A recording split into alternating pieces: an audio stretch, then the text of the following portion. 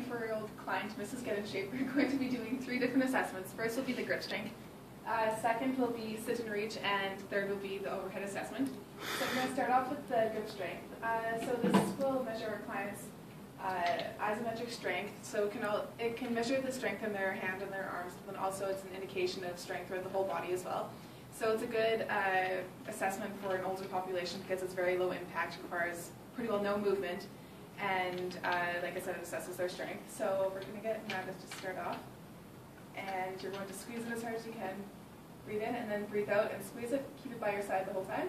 So we're going to do that twice on each and alternating between the left and the right. Okay.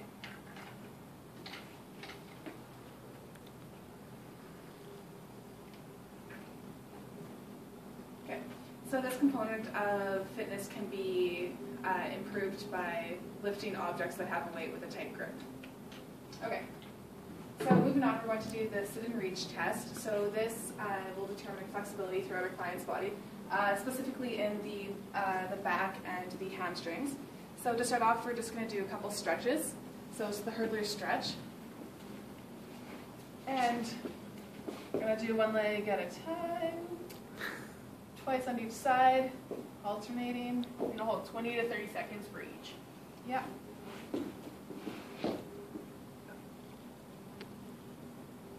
And this one is a good assessment for an older client because it doesn't require any movement, and she can move as much as she feels comfortable with. So I'm going to get Amanda to line her feet up to here, and you're going to bend forward, have your fingers crossed, and move the block as forward as possible. Stop when it feels uncomfortable. Good. So then we do this a couple times. Measure it each time. And to improve this component of fitness, we can just continue to do stretches, foam rolling, and exercises such as that. Yeah, and those ones can be incorporated more so in the warm-up and cool-down. Before the body is warm, we want to do some, we could do some foam rolling and stuff like that, and then in the cool-down we can do static stretching as well. Okay, we're going to do the third one. It's going to be the overhead squat assessment. This one's kind of nice for an older population purely for the fact that because they're a little bit older, they do have muscular imbalances that we want to correct. We want to make them functional throughout their life. So in order to assess that, we're going to do an overhead squat. So Nikki, if you want to come and stand over on the wall here. I'm going to get you to stand hip width apart, feet facing forwards. Now all I want you to do is put your arms over top of your head, right next to your ears, and all you're going to do is squat down as far as you feel comfortable. Okay, so don't hurt yourself.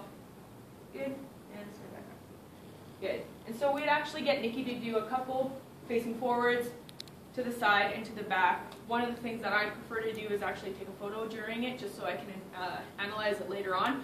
But the nice thing about this is that she can go as deep as she feels comfortable. So we're not requiring any sort of depth. It's more so just a muscular balance thing, imbalance that we're assessing.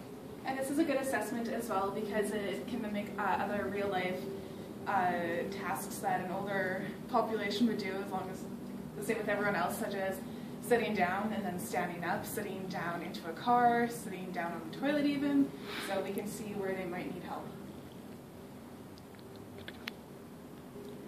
One of the things that we do want to mention quickly is just that you can develop and improve the overhead squat assessment by performing things such as bodyweight squats, putting a ball underneath their butt and making them sit down to the ball, and doing things that incorporate the lower body. And stretching out other areas that might be tight, such as the hamstrings, or using blocks until we get to that point to help with their squat. And foam rolling and just creating, just decreasing the amount of muscular imbalances that they have. It'll improve their range of motion.